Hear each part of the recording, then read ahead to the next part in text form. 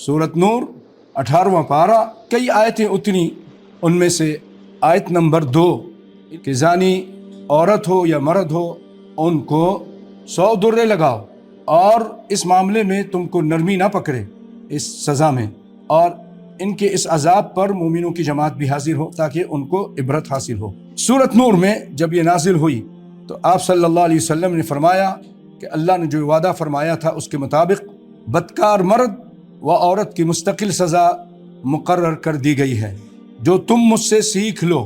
और आपने फरमाया गैर शादीशुदा मर्द और औरत के लिए 100 कोड़े दुर्रे, और शादीशुदा मर्द और औरत को 100 कोड़े और संग सारी की सज़ा, यानी रजम की सज़ा।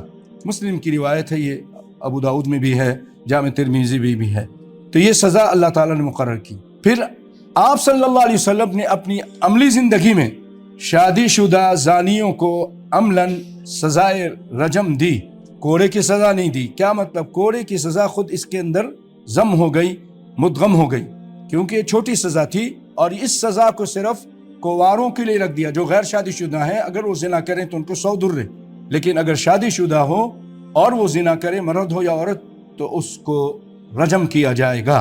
आप सल्लल्लाहु अलैहि वसल्लम और फिर आपके बाद खुलफाए राशिदीन और सहाबा किराम इसी पे अमल करते रहे, और उम्मत के फुक़हा और उलमा भी इसके काइल और फ़ाइल रहे और आज तक काइल हैं।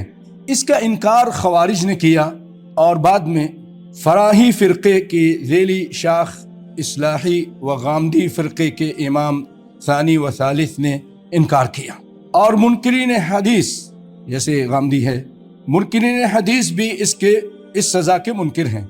इस इनकार की असल बुनियाद इनकार हदीस है, क्योंकि रजम की सज़ा सही अहादीस से, निहायत कवी हदीसों से ये साबित है, और इसको कोई भी जो सच्चा मुसलमान है, कुरान और सुन्नत पर ईमान रखता है, इसका इनकार नहीं कर सकता।